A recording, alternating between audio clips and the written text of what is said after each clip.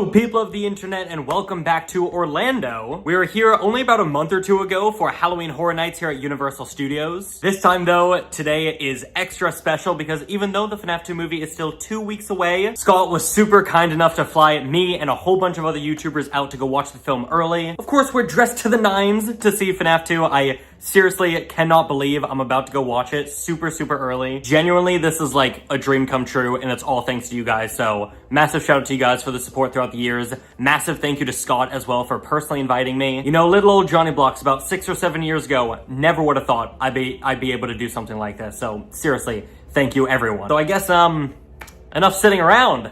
Let's go watch the movie. And just like that, we are back at Universal. Did not think I'd be here this soon. If you look over here, someone's missing down there. That's where the FNAF sign used to be for Halloween Horror Night. Right, we've made it at the Cinemark here. We've got the boys behind us. Like there's John, we got Raz, Dawko, Fusion. I mean, we have absolutely everyone here. We're just waiting to go inside to go watch the brand new movie.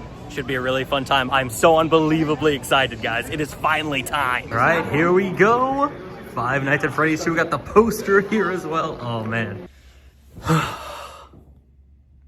Well, of course I can't show you guys the movie, but we can absolutely talk about it. First up though, I want to talk about the event that they hosted right after we finished watching the movie. When we first walked into the theater, I was introduced to a whole bunch of people from Universal, Blumhouse, MatPat, Scott. But during this little after party that they had, which was beautifully decorated by the way, was really where I was able to chat with some of the folks from Universal, Blumhouse, more chats with Scott, more chats with MatPat, which Matt, I am sorry for making you cry by reminiscing about the GT Live years, but you were lovely to talk to. Sorry for making you cry, buddy. Absolutely everyone was so insanely nice, so immensely chill as well. Who would have thought Scott CAWTHON, the creator of FNAF, would be such a nice guy to just sit and chat with. They were also super generous. They gave us a whole bunch of goodies. This FNAF 2 poster, which is already crumpling. Love to see it. Got a pizza box here with Toy Freddy on it. I got a t-shirt as well. Look at that, man. Freddy Fazbear's Pizza, FNAF 2 on the back.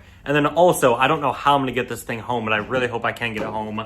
The popcorn bucket from Regal, the one that lights up with all the characters on the stage. This is so sick. And there's a few other neat goodies that we got, but gonna have to talk about those in another video. The event was just so nice, so chill. I love hanging out with all my creator friends. Dawko, Raz, Fusion, John, Rexter, Kellen as well. That was kind of the group that we had for this trip, and it was just such a blast, man. I love those boys so much. A lot of them I met for the very first time as well, like Raz, Fusion, Kellen. Anyways, though, I know why you're here. You want to talk about the movie, don't you? Now, it's probably obvious because of, well, where I am and how I watched the movie, but there's absolutely going to be just a bit of bias here. But I'm going to try to be as impartial as I can. I said the same thing for the first movie, but I think giving actual constructive criticism to the cast and crew to use for future films if they do them is the best possible reception and feedback we can give to, you know, the crew. And obviously, this is going to be spoiler free. No spoilers at all. We're going to wait till the movie comes out to actually dive into all of the secrets, Easter eggs,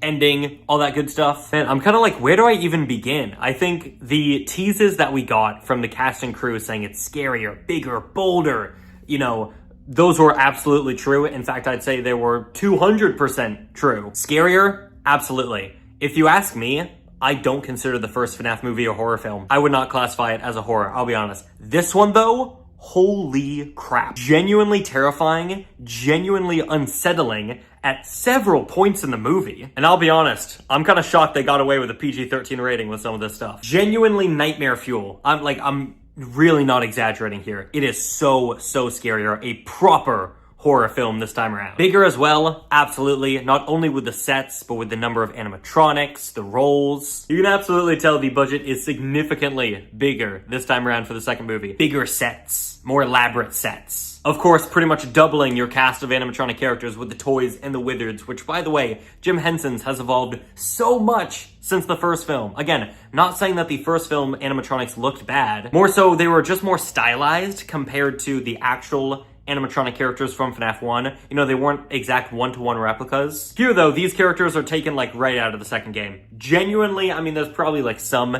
nitpicks here and there if you really want to get technical, but these toys, these wizards, pulled right out of the game, man. So insane. Speaking of the game, we see it in the trailers. Mike actually playing FNAF 2. If you watched my video rewatching the first FNAF movie, you'll know that one of the biggest complaints I had was that Mike never really played FNAF. He never closed the door, never really checked the cameras, checked the lights, tried to conserve power. This time around, bro's actually playing FNAF 2 this time around. They incorporate a lot of mechanics from that film pretty faithfully, but also with a very unique twist, I'd say, to make it fit this adaptation. Of course, with FNAF, there's gonna be secrets. And all I'll say is absolutely keep your eyes peeled for a lot of secrets, a lot of Easter eggs in this movie, because they jam-packed in a lot for FNAF fans to unearth and discover. Though honestly, you probably won't be looking away too much because this film goes right into the action. This film is a high-speed train with no brakes. It gives you no time to breathe. It is going scene after scene after scene. It'll be hard to look away, and it really does get you immersed in the film, in the universe, with these characters. But also at the same time, it is a little bit like, oh my gosh, like, you know, give me a second to breathe. Give me a bit to digest what I just saw. But you can't, we're already hopping into the next thing. And especially with this film, I'm pretty sure being slightly shorter than the first movie, I would have liked a bit more breathing room between some scenes here. You know, they absolutely had the runtime to spare. I do also think while they did a fantastic job getting criticism from the first movie, applying it to the second movie, there are still a few plot holes, if you want to call it that, with the story again. I don't think it is nearly as bad as the first movie, let's be honest here. And you can absolutely tell they've improved and taken criticism from that first movie, but I think they still need maybe one more movie to like really nail down how to tell a story for general audiences as well as FNAF fans who pretty much know everything. Because after watching the movie, chatting at dinner, you know, a few of us were able to bring up a few instances of like, okay, but you know, that was explained towards the end of the movie, but that doesn't make sense towards the beginning now, or like, why did this happen? Why didn't this happen? So again, they're getting there. They really, really are. They did a fantastic job taking criticism in terms of storytelling, narrative, that kind of stuff. I don't think it's nearly as bad as the first movie, but I am a little bit nervous that once again, general audiences will have a kind of a hard time following everything just because there is so much new to introduce in this film. Us FNAF fans, we know everything. We know these characters ins and out. Toy Chica, I know her in and out, but these general audiences, I'll just say, I really hope they can follow along. I'm trying to think what else I can say. I mean, the story is just so in-depth. It's FNAF, there's gonna be crazy lore, but this movie in particular, oh my god, they were not holding back with the lore. I'm not much of a lore guy, so I'm not gonna worry about all that, but oh my god, there was a lot of lore for you guys to dissect and solve. I kind of feel like that's most of everything I can talk about. Obviously, again, kind of gotta be vague here. The movie's not out. Obviously, no major spoilers. I think the acting's pretty good. Definitely a step up from the first movie. Not that anyone was like super terrible in the first movie, but you can tell they're getting more comfortable with these characters, with these roles, being in this universe. Character dynamics as well. Oh my god, done so beautifully. I'm not gonna lie, I cried. There is a scene that really hit me. Very good continuation of the first movie. I think for FNAF fans, they're really gonna love this one as well. A lot of lore, a lot of secrets, a lot of Easter eggs, fantastic adaptations of the toys, the Wizards, FNAF 2 and its gameplay. I think if you really love this film universe and these characters, you're gonna love this second movie. It explores them so much more in depth. Again, I love that this movie is properly a horror film. It is genuinely terrifying, super, super unsettling at so many moments. I think fans who have wanted FNAF to kind of get back into its horror roots are gonna be super, super happy with that. But there are still some story beats that I'm not super on board with.